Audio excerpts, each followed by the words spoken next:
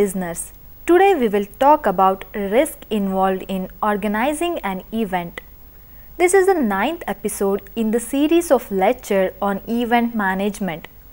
In this episode, we will discuss about event risk assessment and management. It is integral part of an event and an ongoing process. For your convenience, this episode is divided into 5 segments, which are Introduction to Risk Management, Types of Risk in Events, Risk Management Process, Impact of Risk, Regulation, License and Permits. In this episode, we are going to understand event risk management and licenses. Firstly, to understand the concept of risk associated with events. To consider the various types of risk associated with events. To study the risk management process, to learn about impact of risk, to learn about the need of licenses and permits in events.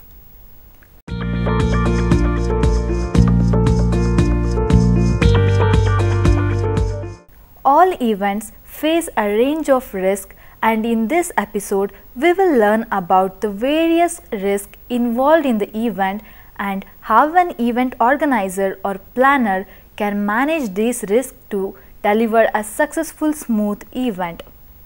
Risk is the chance that something will go wrong. In an event, there are so many elements that the quantum of risk in an event is huge, ranging from small trivial matters to life-threatening matters. Let's discuss some of the risks to understand the types of risks that can be there in an event. Bad weather is one the huge risk that can affect an event to a great extent. This is a risk that can occur anytime and is very difficult to predict. Sudden rain, storms or snowfall can be a huge risk. Even if indoors, change in weather conditions can create problem for people trying to reach the venue, thus decreasing the event attendance or decreasing the motivation of people to attend the event. Another risk could be shortage of food in an event. This can lead to dissatisfaction among the visitors, marring the image of the event. Risk could also be as simple as failure of projector or an electric bulb, artists not showing up, etc. So, we can see here that risk in an event can be a varied nature. The quantum of risk increases with increase in size and complexity of an event. As an event planner, it is very crucial to understand all the risks associated with a particular event and the ways to deal with them so that they can deliver an event without any hiccups. Risk can be defined as any future incident that will negatively influence the event. So, to have a smooth event, it is necessary to identify things that can go wrong and find ways to either eliminate the risk or have a plan B if that risk surfaces during the event. This is known as risk management, which can be defined as the process of identification of such risks, assessing these risks and then managing the risks. Risk management is an ongoing process which is carried out through the event project. This is because risk is involved in every step from planning to shutdown. Risk is inherent in almost every activity that one does.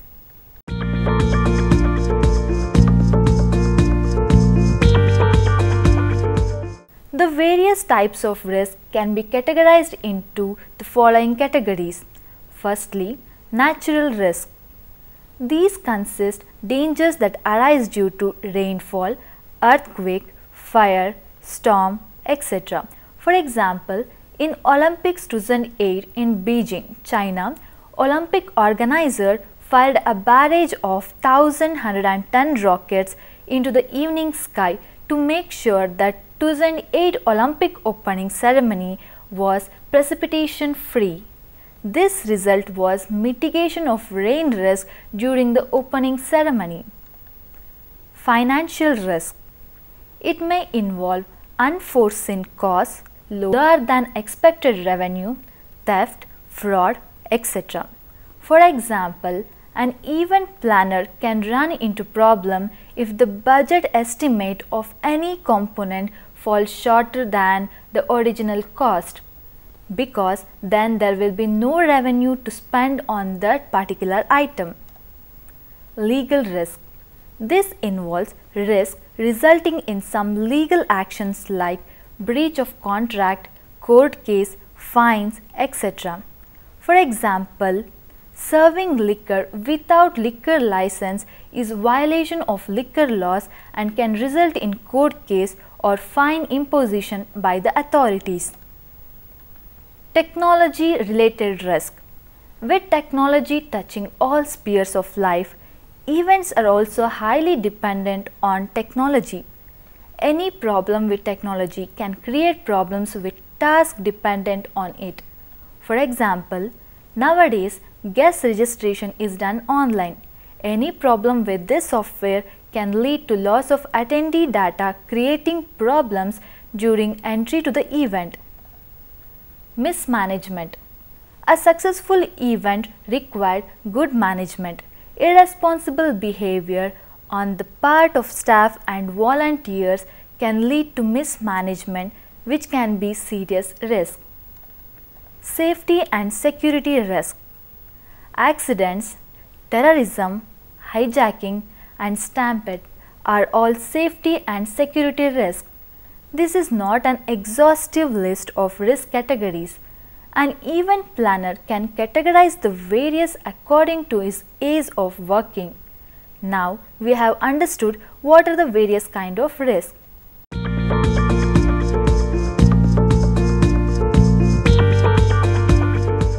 Let's move further to risk management process. The risk management process, as mentioned earlier, is a way to identify potential risk and taking steps to reduce or mitigate them. The risk management is a three-phase process, which is identification of risk, assessment of risk, treatment and monitoring of risk. Identifying the risk is the first key step to a successful risk management process. Risk identification is the process of recognizing hazards associated with an event. It is helpful to identify risk by considering the people involved and their roles to ensure their safety at all times. Brainstorming by event management team helps in identifying potential risk associated with an event. During the risk identification, it is important to view risk broadly and touch all possible areas where risk can arise. To identify risk, two things have to be considered. First, consider the event and stakeholders who can be impacted by the event. Identify key elements of the event, as different event elements will lead to different risks. Then, identify the event stakeholders impacted by the event. Potential stakeholders may include participants, spectators, general public, local community, sponsors, local authorities, venue or facility owner, government, etc. Then, to identify risk, determining what can go wrong and establishing how it can happen and who holds responsibility for specific risk in the event. A systematic approach is critical to effectively identifying event risk and their causes. One can identify the risk by brainstorming, researching records of past event reviews and incidents, industry reports and guidelines, inputs by staff, participant and volunteers, inspection of potential venues and equipments, expert like risk consultant or safety officer, newspaper and internet assist national body rules, regulation and risk management guidelines, etc. Once the risk has been identified, they should be recorded for further assessment. Next step after identification of risk is risk assessment. Risk assessment is the process of estimating the potential effects or harm of a hazard to determine its risk rating. By determining the level of risk, event organizers can prioritize risk to ensure systematic elimination or minimization. It is to analyze the risk to ascertain how likely they are to become reality and the likely impact if they did. In this process, all the identified risks are classified depending on the likelihood of the occurring of the event and impact it will cause if it occurs. A risk matrix is created using these two factors by plotting the risk likelihood, that is on the vertical scale, and the risk impact, that is on the horizontal scale, and identifying where on the matrix a particular risk is to be inserted. Likelihood of risk to occur can be as follows. Almost certain. The risk incident has a 90% plus likelihood of occurrence. Likely. The risk incident has a 70 to 89% likelihood of occurrence. Moderate. The risk incident has a 30 to 69% likelihood of occurrence. Unlikely. The risk incident has a 5 to 29% likelihood of occurrence. Rare. The risk incident has a less than 5% likelihood of occurrence.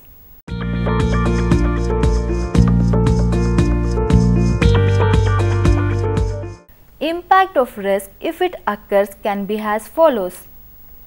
Extreme.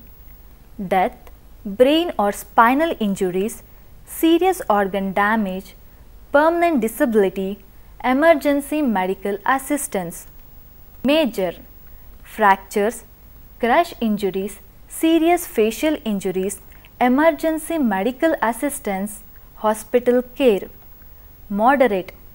Dislocation or simple fractures of ribs or limbs, medical assistance on site or at the hospital, participant does not continue event. Minor. Contusions, sprains, lacerations, minor first aid and participant continues event. Insignificant. Bruises, graze, participant continues event, no medical assistance. This list is again subjective to the type of event and the perception and choice of event planner. Many event organizers create different type of risk matrix and categories depending upon the event. Let's take some example to understand how to use these two factors. For example, likelihood of rain may be high, but the impact due to this risk on an event in a banquet hall may be minimal. Similarly, likelihood or earthquake may be rare, but the impact would be severe. Again, the likelihood of light failure could be moderate and the impact could again be minimal. When all the risk is assessed on the risk matrix, one can then classify into 4 categories, which are low risk, medium risk, high risk, critical risk.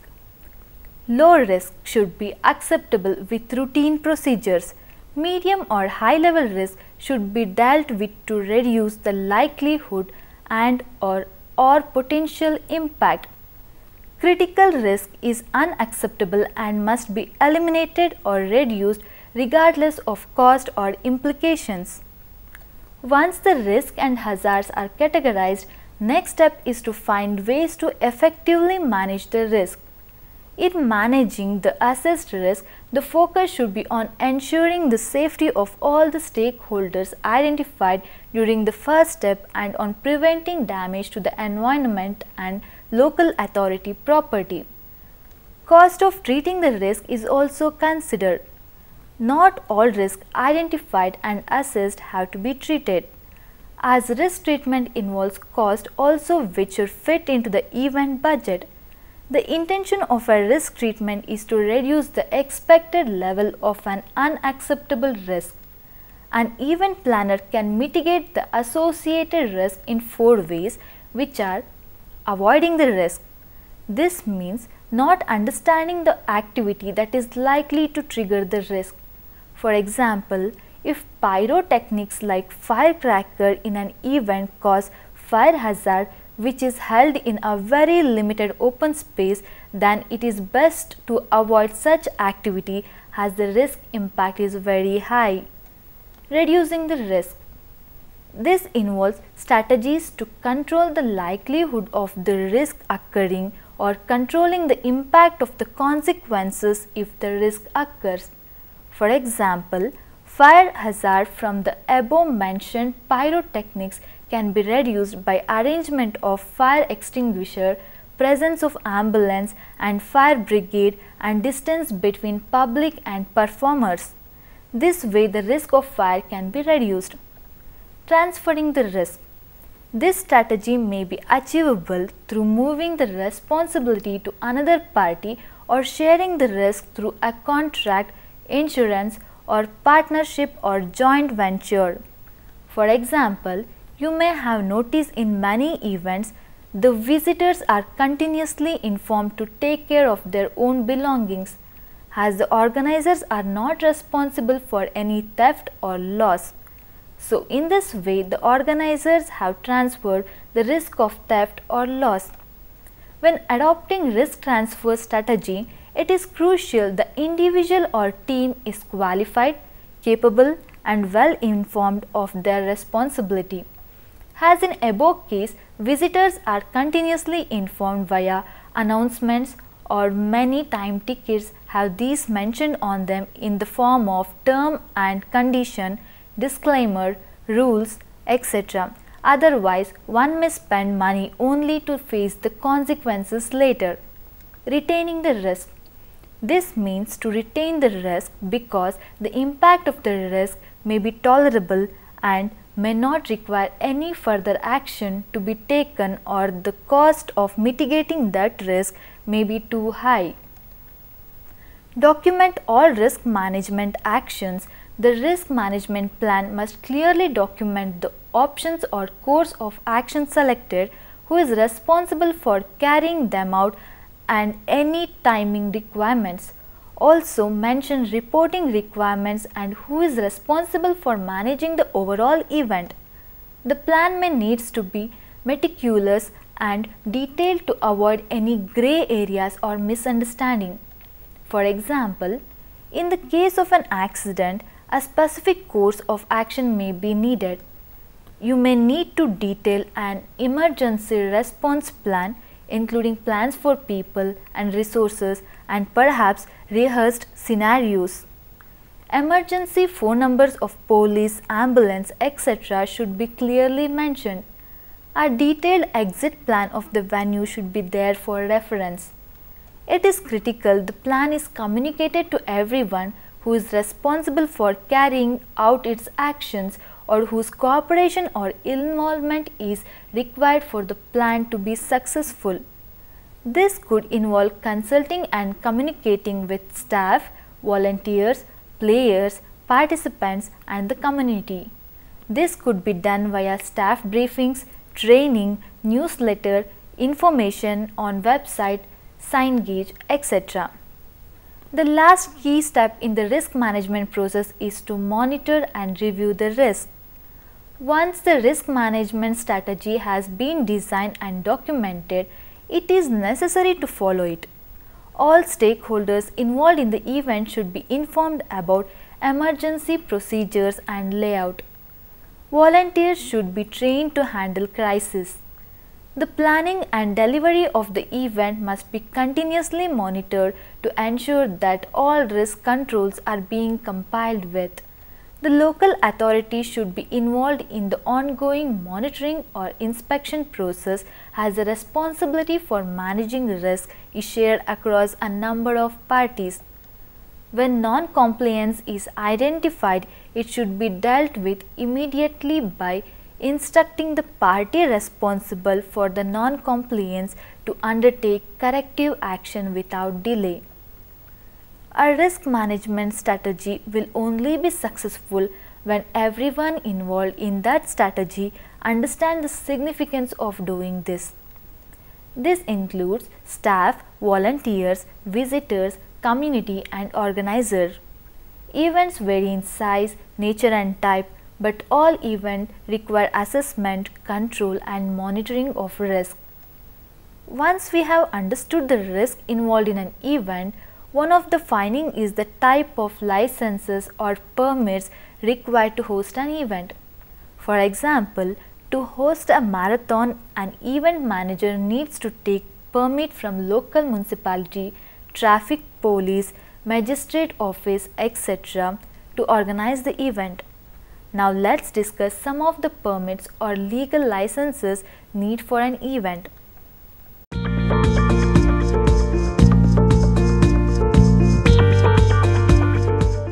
There are a long list of regulations that need to be satisfied when organizing events.